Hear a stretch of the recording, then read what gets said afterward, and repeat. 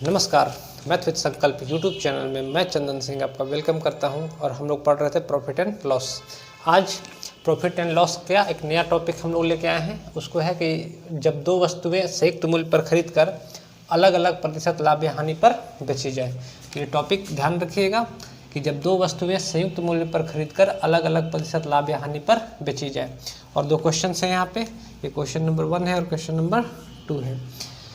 आप लोग इसके स्क्रीनशॉट ले लीजिए, फिर इसके बाद हम लोग इस पर चर्चा करेंगे। पहले इस क्वेश्चन को देखेंगे, फिर इस क्वेश्चन को देखेंगे। तो इसको तो मैं नीचे वाला मिटा दे रहा हूँ, बाकी ऊपर वाला क्वेश्चन रहेगा अभी। तो उम्मीद है स्क्रीनशॉट आपने ले लिया होगा। दूसरा क्वेश्चन मैं पढ़ दे रहा हूँ ताकि जब क्वेश्चन बना लूँ तो आपके दिमाग में रहे ये बात। कह रहा है कि एक दुकानदार 750 रुपये में 2 घड़ियाँ खरीदता है। पहली घड़ी को 22% लाभ पर तथा दूसरी घड़ी को 8% हानि पर बेचता है। इस पूरे सौदे में उसे लाभ अथवा हानि नहीं होती। दूसरी घड़ी का विक्रय मूल्य ज्ञात करें। तो इसको मैं मिटा देता हूँ, स्क्रीनशॉट आपने ले लिया होगा। और इस क्वेश्चन पर हम लोग काम करेंगे। देखिए जैसे क्या क्या क्वेश्चन में है, क्या बेसिक्स है क्वेश्चन के, कैसे क्वेश्चन अटेम्प्ट कर सकते हैं। बनाने के कई तरीके होते हैं, मैं 1 या 2 तरीके से आपको चीज़ें सिखा समझा देता हूँ जो कि आसान है। कह रहा है कि एक व्यक्ति एक मेज तथा कुर्सी को 500 रुपये में खरीदता है। 500 रुपये में खरीदता है, मतलब ये यहाँ पे आपसे कहना ये चाह रहा है कि मेज तथा एक कुर्सी को 500 रुपये, मतलब दोनों को सम्मिलित रूप से 500 रुपये में खरीदा है। और कह रहा है कि वह मेज को 10% हानि पर तथा कुर्सी को 10% लाभ पर बेचता है और इस पूरे सौदे में उसे 10 रुपये का लाभ होता है। तो कुर्सी का क्रय मूल्य ज्ञात करें। हम लोग क्वेश्चन कैसे कर सकते थे, अगर हम लोग बेसिक से करना चाहें, जैसे 8, 9, 10 में हम लोग क्वेश्चन बनाते थे, तो हम लोग कह सकते हैं कि एक कुर्सी तथा एक मेज को 500 रुपये में खरीदता है। तो हम लोग मानते हैं हमसे कुर्सी का क्रय मूल्य पूछा है, तो मान लेते हैं कि कुर्सी का जो क्रय मूल्य होगा, कुर्सी का जो क्रय मूल्य होगा वो 100 रुपये हो जाएगा। अगर कुर्सी का क्रय मूल्य 100 रुपये है तो मेज का क्रय मूल्य कितना हो जाएगा, तो मेज का क्रय मूल्य हमारा कितना हो जाएगा, तो दोनों को मिला के 500 रुपये था, तो मेज का कितना हो जाएगा, 500 माइनस 100 रुपये। इतना बात है। अब जैसे जैसे क्वेश्चन कर रहा है वैसे वैसे हम लोग लिखते चलेंगे। कह रहा है कि वह मेज को 10% हानि पर, मेज को कैसे बेच रहा है, तो 10% हानि पर। अगर मेज का क्रय मूल्य 500 माइनस 1 है, उसको 10% हानि पर बेचा होगा, तो कितने में बेचा होगा, तो 9/10 में। और जितना फ्रैक्शन लिखने आपको आ रहा होगा मुझे उम्मीद है, और जिनको ये बात समझ में नहीं आएगी तो पहले परसेंटेज का वीडियो देखिए, उसके बाद आप लोग इसको देखिए। और साथ ही साथ जब इसको बेचा, चेयर को बेचा, तो कह रहा है कि कुर्सी को 10% लाभ पर बेचा है, यानी कि कुर्सी को जब बेचा गया तो 10% लाभ पर, यानी 10% लाभ पर मतलब 11/10 रुपये में बेचा गया है। और कह रहा है कि इस पूरे सौदे में इसको 10 रुपये का लाभ हुआ है। तो 10 रुपये का लाभ हुआ है तो इसका विक्रय मूल्य और इसका विक्रय मूल्य मिला जुला कह रहा है कि 10 रुपये का इसको लाभ हुआ है। इसका मतलब 500 का सामान था, तो इसको टोटल पैसा मिला कितना बेचने के बाद, तो 510 रुपये इसको मिले हैं। इसको कैलकुलेट कर लेना है। अब इसका एलसीएम 10 हो जाएगा, तो 9 × 5 = 4500 माइनस 9x प्लस 11x 10 बराबर 10 रुपये। अब इसको कैलकुलेट कर लीजिएगा, इतना तो आप लोग कर ही सकते हैं। अब इधर जाके गुना हो जाएगा, तो ये हो जाएगा 4500। 11x में से 9x गया तो यहाँ बचा प्लस का 2x, और ये हो जाएगा इधर जाके 10 मल्टीप्लाई होगा इधर जाके, तो हो जाएगा 5100। तो 2x बराबर कितना हो जाएगा, तो 5100 में से 4500 घटा तो कितना बचा, 600। x बराबर कितना हो जाएगा, तो 300 रुपये। तो हम कह सकते हैं कि जो कुर्सी का क्रय मूल्य होगा वो कितना होगा, तो 300 रुपये होंगे। कुर्सी का क्रय मूल्य कितना होगा, 300 रुपया होगा। उम्मीद है इतनी बात आपको समझ में आई होगी। लेकिन हम लोग कहना ये चाह रहे हैं कि क्वेश्चन को इस प्रकार से न बना के, ये तो बेसिक हो गया। हम इस क्वेश्चन को चाहे तो एलिगेशन से भी बना सकते हैं। आप लोग देखिए कि इस क्वेश्चन को हम लोग एलिगेशन से कैसे बना पा रहे होंगे। इसको आप लोग स्क्रीनशॉट ले लीजिए, हम इसको मिटाएंगे। क्वेश्चन बनाने के तरीके कई हो सकते हैं।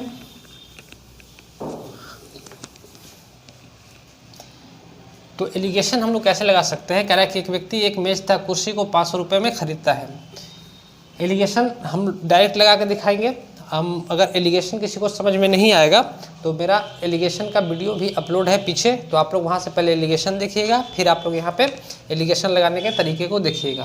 कह रहा है कि व्यक्ति एक मेज तथा एक कुर्सी को 500 रुपये में खरीदता है, वह मेज को 10% हानि पर, तो मेज को कह रहा है कि 10% हानि पर, तो जैसे ही आपको बोलेगा कि 10% हानि पर बेचेगा, मतलब मेज का जो क्रय मूल्य होगा माइनस 10% होगा, और चेयर का जो क्रय मूल्य होगा वो कह रहा है कि कुर्सी को 10% लाभ पर बेचा गया, 10% लाभ पर बेचा गया। अच्छा, आगे क्या कहता है कि इस पूरे सौदे में उसे 10 रुपये का लाभ होता है। पूरे सौदे में कितने का लाभ होता है? तो 10 रुपये का लाभ होता है। एलिगेशन बताते समय मैंने बताया था, फिर से एक बार ध्यान रखिए कि अगर आप यहाँ पे परसेंटेज ले रहे हैं, अगर आप यहाँ पे परसेंटेज ले रहे हैं, यहाँ पे भी परसेंटेज ले, तो यहाँ भी जो डाटा होगा वो परसेंटेज ही आपको लेना पड़ेगा, यानी कुल मिला के कितने % का लाभ है दोनों पर, ये हमको निकालना पड़ेगा। तो यहाँ पे जो डाटा रखेंगे वो रखेंगे भाई 10 रुपये का लाभ हो रहा है कितने पे? 500 पे। तो 10 रुपये का लाभ है कितने पे? तो 500 पे। तो 100 पे कितने रुपए का लाभ होगा? तो 0 से 0 कट गया, और 5 दूना 10, यानी कि 2% का लाभ है। 2% का लाभ, यानी कुल मिलाकर जो लाभ हमारा बन रहा होगा वो 2% का बन रहा होगा। कुल मिलाकर जो लाभ बन रहा होगा 2% का बन रहा होगा। अब आपको पता है कि एलिगेशन में करते क्या हैं, तो इसका अंतर को यहाँ रखते हैं, तो 10 में से 8 या कितना, ये प्लस का 2% है, तो कितना हो जाएगा? 8%, ये 8 सॉरी, और ये इसका जब डिफरेंस लीजिए तो ये प्लस का और ये माइनस का, तो ऐसा मतलब इसमें से घटा के यहाँ पे 8 रख दीजिएगा, ये प्लस का और ये माइनस का, और दोनों का अंतर लेते हैं। तो जब इसका अंतर लेंगे हम लोग तो ये हो जाएगा 12%, सॉरी ये हो जाएगा 12, यानी कि 8 और 12 का ये रेशियो बनेगा। और रेशियो बनेगा किसका? तो रेशियो हमेशा और हमेशा किसका बनेगा? तो सीपी का बनेगा, क्योंकि हम लोग सीपी के रिस्पेक्ट में ये सारा चीज़ लेके चल रहे हैं। तो सीपी का बना, 4 से इसको काट देंगे तो 4 दूना 8 और 4 तिहाई 12, 3:2। तो हमसे कह रहा है कि कंप्लीट जो क्रय मूल्य था 3 और 2, 5 यूनिट यहाँ हो गया, और क्वेश्चन में कह रहा है कि 500 रुपये इसका क्रय मूल्य है। तो 5 यूनिट का रिजल्ट 500 है, तो 2 का कितना हो जाएगा? 200, और 3 का कितना हो जाएगा? तो 300। तो हमसे पूछ रहा है कि कुर्सी का क्रय मूल्य हमको बता दीजिए, तो 300 रुपया। मेज का पूछता तो 200 रुपये। उम्मीद है आपको इतनी बातें समझ में आई होंगी। यहाँ एक बात और सीखिएगा, जैसे किसी स्टूडेंट को ऐसा लग सकता है कि सर परसेंटेज लेके चले हैं हम लोग, इसमें ये रुपया लेके चल सकते हैं कि नहीं? जैसे रुपये, एक वैल्यू तो रुपया में आपको दे के रखा है, तो यहाँ से रुपया लेके चल सकते हैं कि नहीं? तो बिल्कुल चल सकते हैं। अगर आप रुपया यहाँ पे लेके चलिएगा तो इसको भी आपको रुपये में कन्वर्ट करना पड़ेगा, और इसको भी आपको रुपये में कन्वर्ट करना पड़ेगा। कैसे? वो देखिए, एलिगेशन लगाने के लिए ही दूसरा तरीका हम लोग देख रहे हैं।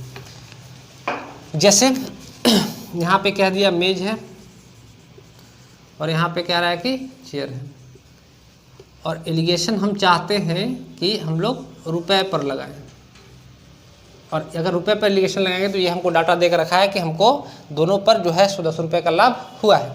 अब कह रहा है कि मेज को 10% की हानि पर बेचा गया है, मेज को 10% की हानि पर बेचा गया है, तो 50 रुपये का 10%, 500 का 10% कितना बनेगा? तो हम लोग कहेंगे भाई 500 का 10% जो बनेगा वो कितना बन रहा होगा? तो 50 रुपया बन रहा होगा। यानी मेज को 50 रुपये हानि पर बेचा गया है, अब भी हानि पर बेचा गया है तो माइनस 50 रुपये, और कुर्सी को 50 रुपये लाभ पर बेचा गया, यानी प्लस का 50 रुपये। आप देखिएगा कि आंसर कोई फ़र्क नहीं पड़ेगा। जब आप एलिगेशन लगा रहे होंगे तो किसका रेशियो आ रहा होगा? तो सीपी का। तो इसका अंतर कितना आ जाएगा? चूँकि ये भी प्लस का है तो इसका अंतर कितना आ जाएगा? 40 का, और इसका अंतर कितना आ जाएगा? तो 60 रुपये का। ये ध्यान रखिएगा, जैसे एक प्लस का और एक माइनस का है, और बात डिफरेंस का बोलेगा, अंतर का बोलेगा, तो अंतर दोनों ऐड हो जाता है। तो ये कितना हो जाएगा? 40। तो ये 0 से 0 कट गया, 2 से काटेगा तो 2 दूना 4 और 2 तिहाई 6, फिर से वही 2-3 अनुपात आ गया। तो 5 यूनिट किसको रिप्रेजेंट किया? 500 को। तो 2 यूनिट किसको रिप्रेजेंट करेगा? 200 को, और 3 यूनिट 300 को। कुर्सी का हमसे पूछा तो आंसर कितना हो जाएगा? 300। उम्मीद है आपको इतनी बातें समझ में आई होंगी कि हम लोग यहाँ पे इस रुपए को भी लेके चल सकते हैं। तो आप अगर रुपया लीजिएगा तो तीनों जगह आपको रुपया रखना पड़ेगा, और आप परसेंट भी लेके चल सकते हैं। अगर आप परसेंट रखिएगा तो तीनों जगह पे यहाँ पे परसेंट लेके चलिएगा, और जो रेशियो निकल के आएगा वो हमेशा किसका निकल के आएगा? सीपी का निकल के आएगा। उम्मीद है इतनी बात आपको समझ में आई होगी। इसके बाद हम लोग नेक्स्ट क्वेश्चन की ओर चलते हैं। नेक्स्ट क्वेश्चन जो हमारा था,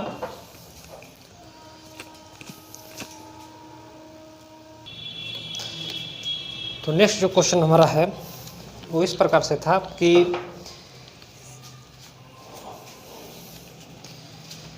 एक दुकानदार 750 रुपये में 2 घड़ियाँ खरीदता है और पहली घड़ी को 22% के लाभ पर तथा दूसरी घड़ी को 8% के हानि पर बेचता है। इस पूरे सौदे में कोई इसको लाभ अथवा हानि नहीं होती है, तो दूसरी कुर्सी का हमको विक्रय मूल्य ज्ञात कीजिए। ध्यान से समझिएगा। अगेन हम लोग यहाँ पे भी एलिगेशन से ही काम करेंगे। बेसिक तो मैंने सिखा दिया है, आप लोग चाहें तो बेसिक से क्वेश्चन इसको भी आप लोग बना सकते हैं। कह रहा है कि एक दुकानदार ने 750 रुपये में 2 घड़ियाँ खरीदी और पहली घड़ी को 22% के लाभ पर, ये मान लेते हैं कि पहली घड़ी है और ये दूसरी घड़ी है। कह रहा है कि पहली घड़ी को 22% के लाभ पर बेचा गया और दूसरी घड़ी को 8% लाभ पे बेचा गया। दूसरी घड़ी को 8% हानि पर बेचा गया। दूसरी घड़ी को 8% हानि पर बेचा गया। तो प्लस का 22% हो गया, माइनस का 22% होगा। और आगे हमसे कह रहा है, जो क्वेश्चन में इंपॉर्टेंट बात कह रहा है कि इस पूरे सौदे में से लाभ अथवा हानि नहीं हुई है। तो यहाँ क्या डाटा रखेंगे? अगर पूरे सौदे में से लाभ अथवा हानि नहीं हुई, इसके पहले वाले क्वेश्चन में उसको 2% का लाभ हो रहा था पूरे सौदे में, तो यहाँ 2% रख दिए थे। और अगर इस पूरे सौदे में से लाभ अथवा हानि नहीं हुई है, यानी कि इसको जो प्रॉफिट या लॉस है कितने % का है? 0% का। इसका अंतर ले लेंगे तो ये 8 और इसका अंतर कितना हो जाएगा? 22। जिस प्रश्न में, अब आप यहाँ पे ध्यान समझिएगा, जिस भी प्रश्न में आप चाहे तो क्वेश्चन को वर्बली भी बना सकते थे कि जिस प्रश्न में आपको लाभ अथवा हानि नहीं है, दोनों पर लाभ अथवा हानि नहीं है, तो सिर्फ इन्हीं का रेशियो जो है सो इंटरचेंज हो जाता है। दूसरी घड़ी के पर जो परसेंटेज लॉस या प्रॉफिट होगा वो पहली के लिए हो जाता है CP के रूप में, और पहली घड़ी पर जो प्रॉफिट या लॉस होगा % का, वो दूसरी घड़ी के लिए CP पर हो जाता है। तो इसका हम लोग निकालेंगे तो 4 से काटेंगे तो 4 दूना, अच्छा 4 से नहीं कटेगा, 2 से काटेंगे, 2 चौके 8 और 11 दूना 22। तो हम लोग कह सकते हैं कि 11 और 4 15 यूनिट रिप्रेजेंट किसको किया? तो 750 को। 15 यूनिट किसको रिप्रेजेंट किया? 750 को। तो 1 यूनिट किसको रिप्रेजेंट कर देगा? तो 15 × 5 = 75, यानी कि 50 रुपये को।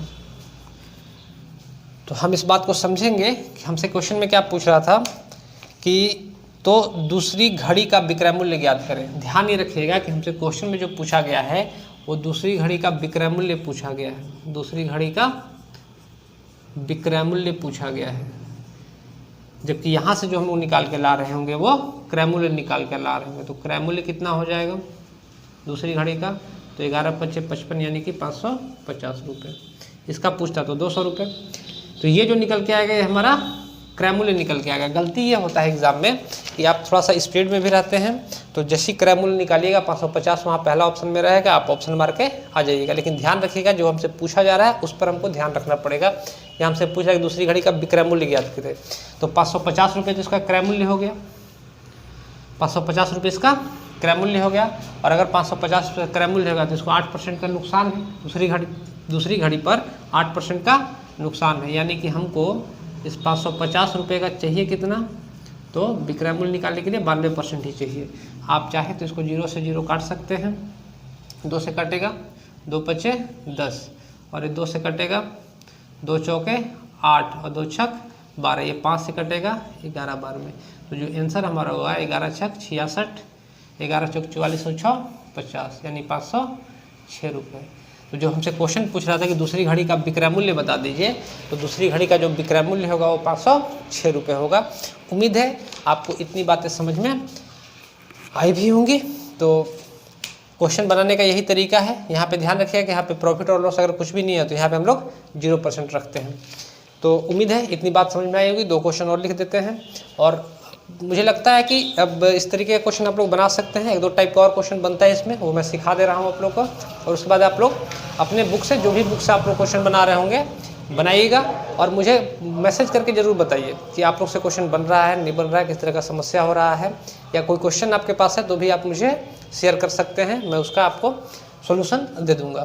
तो उम्मीद है इतनी बात आपको समझ में आई गई होगी। तो नेक्स्ट क्वेश्चन जो हम लोग का है वो कुछ इस प्रकार से होगा। क्वेश्चन में लिख देता हूं।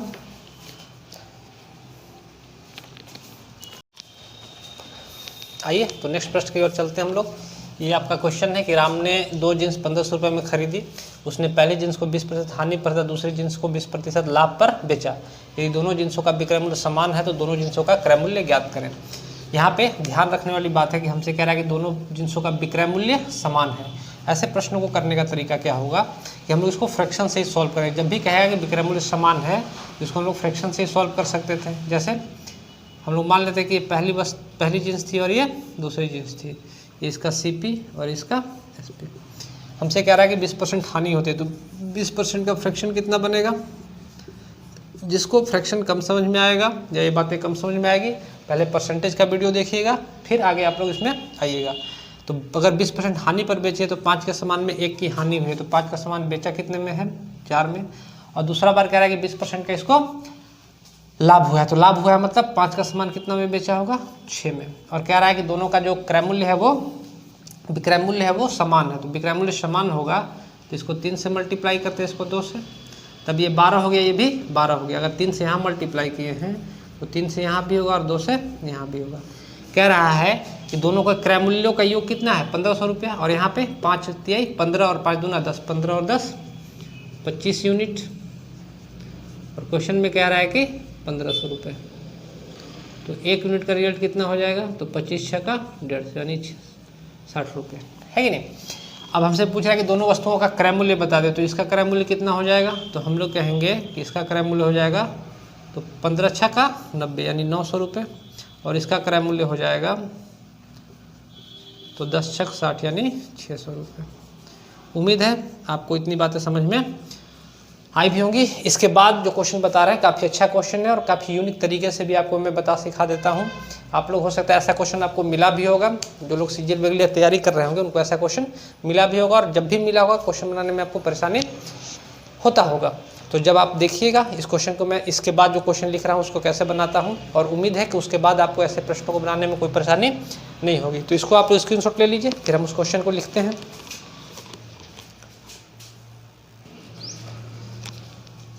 तो आइए इस प्रश्न को देखते हैं। आप लोग एक बार इस क्वेश्चन को खुद से बनाने का कोशिश कीजिए।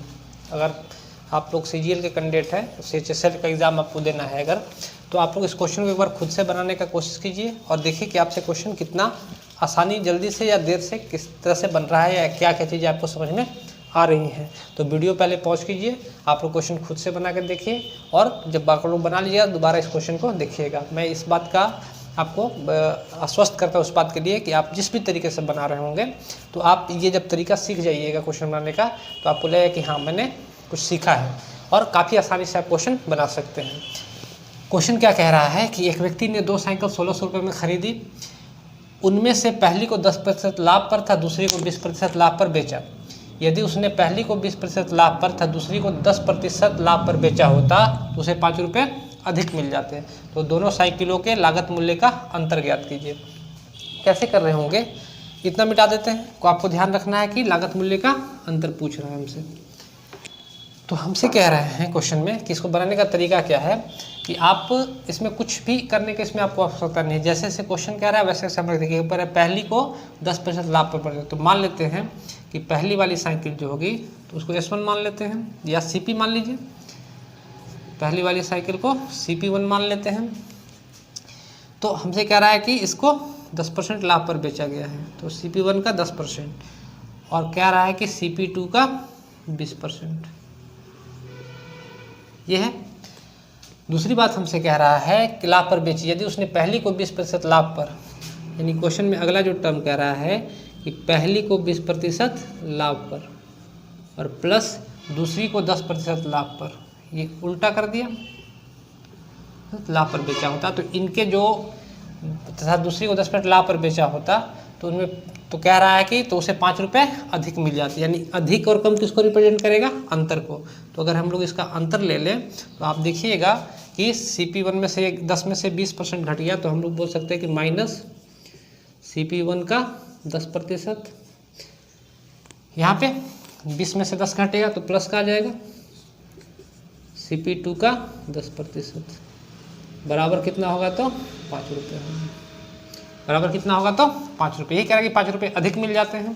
यहाँ से आप अगर 10% कॉमन ले लीजिएगा तो आप ऐसा लिख सकते हैं कि CP2 माइनस CP1 का जो 10% है वो कितना है, 5 रुपये है। हमसे तो 10% 5 रुपया है, तो हमसे क्वेश्चन में क्या कह रहा है कि भाई इनका क्रय मूल्यों का अंतर बता दीजिए, क्रय मूल्यों का, और एक क्रय मूल्य का अंतर ही है। तो क्रय मूल्य का अगर अंतर पूछ रहा होगा तो 10% 5 को रिप्रेजेंट कर रहा होगा, तो CP2 माइनस CP1 यानी क्रय मूल्यों का अंतर का 100% कितने को रिप्रेजेंट कर देगा, तो 100% कितने को रिप्रेजेंट कर देगा, तो यहाँ एक जीरो बढ़ जाएगा, तो यहाँ भी एक जीरो बढ़ जाएगा। और ये हमारे प्रश्न का उत्तर है कि CP2 माइनस CP1 का 100% का, इसके अंतर का 100% कितना होगा, तो 50 रुपया होगा। और ये हमारे प्रश्न का उत्तर है। हमसे क्वेश्चन में ऐसा भी पूछ सकता था कि हमको दोनों का क्रय मूल्य ज्ञात कीजिए, पहला और दूसरा का क्रय मूल्य ज्ञात कीजिए। तो हमको पता है यहाँ से कि दोनों का जो विक्रय मूल्य होगा वो कितना होगा, तो CP1 प्लस CP2 कितना है, 1600, और CP2 माइनस CP1 कितना है, CP2 माइनस CP1 कितना है, तो 50 रुपया। यहाँ से आप CP1 से CP1 कट जाएगा, तो 2CP बराबर कितना हो जाएगा, 1650, तो CP2 बराबर कितना हो जाएगा, तो इसको काटिएगा 2 8 16 यानी 825 रुपया। CP1 पूछेगा तो 825 रुपया, अगर इसका क्रय मूल्य है तो 1600 में से 825 घटा देंगे तो कितना हो जाएगा, 775 रुपया। ये हमारे प्रश्न का उत्तर है। हमारे प्रश्न का उत्तर तो यही गया था कि दोनों के क्रय मूल्यों का अंतर कितना है, तो 50 रुपया। हमसे ये भी पूछ सकता था कि दोनों का क्रय मूल्य बता दीजिए अलग अलग, तो क्रय मूल्य कितना हो जाएगा, 825 और 775 रुपया। उम्मीद है ये बात आपको समझ में आई होगी। कम समझ में आई होगी तो दोबारा वीडियो पीछे करके देखिएगा, समझ में आ जाएगा। और उम्मीद है कि ये तरीके जो मैं आपको सिखा रहा हूँ, बता रहा हूँ, आपको पसंद आ रहे होंगे। तो आज के लिए इतना ही। ये वीडियो आपको कैसा लगा कमेंट सेक्शन में जरूर बताइए। धन्यवाद।